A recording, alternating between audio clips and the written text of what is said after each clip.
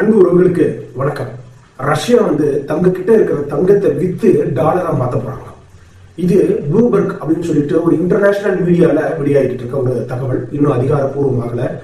சரி, அதெல்லாம் இருக்கட்டும். இப்ப இந்த தகவலுக்கும் இந்த தங்கத்துக்கும் என்ன சம்பந்தம்? இதை வச்சு நாங்க ஏன் தங்கம் வாங்கக்கூடாது? இதை வச்சு ஏன் தங்க விலை இறங்க போகுதுன்ற சந்தோஷத்துல நாங்க இருக்கணும் அப்படின்னு நீங்க நினைக்கலாம். கண்டிப்பா அவங்க டாலரா மாத்துறதுக்கும் இங்க தங்க விலை இறங்குறதுக்கும் என்ன சம்பந்தம்? இந்த நியூஸ் என்ன? இதனால தங்கம் வாங்கலாமா வேண்டாமா? முதலீட்டாளர்களுக்கு என்ன பாதிப்பு? இது எல்லாத்தையுமே இந்த வீடியோல நம்ம பார்க்க போறோம். வீடியோ பார்க்கணும் செவன் பாலிடிக்ஸ் சேனல் இதை சப்ஸ்கிரைப் பண்ணிக்கோங்க, பெல் பட்டன் கிளிக் பண்ணிக்கோங்க. வாங்க வீடியோக்குள்ள போகலாம். நம்ம எல்லாருமே பிரிக்ஸ் அப்படின்னு ஒரு வார்த்தை கேள்விப்பட்டிருப்போம். இந்த பிரிக்ஸ் நாடுகள் அப்படின்னா அதுல இந்தியா, சீனா, ரஷ்யா இந்த மாதிரி எல்லா நாடுகளுமே பெரிய பெரிய நாடுகள் எல்லாமே இருப்பாங்க. சோ இந்த இந்தியா, சீனால என்ன பண்ணிட்டு இருந்தாங்கன்னா இது நாள் வரைக்கும் தங்கத்தை முன்னிலைப்படுத்தி ஒரு வர்த்தகம் பண்ணிட்டு இருந்தாங்க. தங்கத்தை கொடுத்துருவாங்க அந்த மாதிரி முன்னிலைப்படுத்தி பண்றதுனால வெளிநாடுகள்ல தங்கத்தை வாங்குறதுக்கான ஆர்வம் ரொம்ப அதிகரிச்சது. இவங்க கிட்ட தங்கம் கிடைக்குது, தங்கத்தை தான் வாங்கணும் அப்படின்ற மாதிரி தங்கத்தை வச்சு எல்லா வர்த்தகமும் பண்ணதுனாலதான் இந்தியாவுல இந்த அளவுக்கு தங்கம் விலை ஏறிடுச்சு அப்படிங்கிறது உங்களுக்கு தெரியும். ஆனா இப்போ இதுல ரஷ்யா என்ன பண்ணிட்டாங்கன்னா பெரிய ட்விஸ்ட் கொடுத்திருக்காங்க.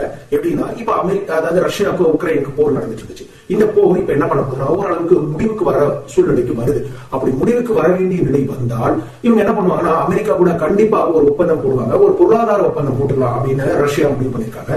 இந்த முடிவு அப்படிங்கிறது எப்படி அப்படின்னா தங்கத்தை தாண்டி டாலரா நம்ம பண்ணிக்கலாம். ஏன்னா அமெரிக்காவோட ஏதாவது நம்ம ஒரு டீல் பண்ணணும் அப்படின்னா அது டாலரை வச்சுதான் இருக்கும். கண்டிப்பா டாலர் வர்த்தகம் அப்படிங்கிறது அவசியம். டாலரை வச்சு என்ன பண்றாங்கன்னா இவங்க ஒரு வர்த்தக ஒப்பந்தத்தை போடலாம் அப்படின்னு ரஷ்யா முடிவு பண்றாங்க. அமெரிக்கா கூட டாலர் வர்த்தகம் பண்றாங்க அப்படின்னா இப்ப என்ன பண்ணணும்னா சர்வதேச சந்தை அப்படிங்கிற ஒரு இடத்துல தங்கம் கொஞ்சம் அடி வரும், தங்கம் கொஞ்சம் பின்னாடி வரும், டாலருக்கு மதிப்பு ஏறும். எப்பவுமே தங்கமும் டாலரும் நேருக்கு எதிர்க்க. இது ஏறினா இது இறங்கும், தங்கம் ஏறினா டாலர் இறங்கும், டாலர் ஏறினா தங்கம் இறங்கும். இதுதான் சர்வதேச சந்தையில இருக்கக்கூடிய ஒரு விஷயம்.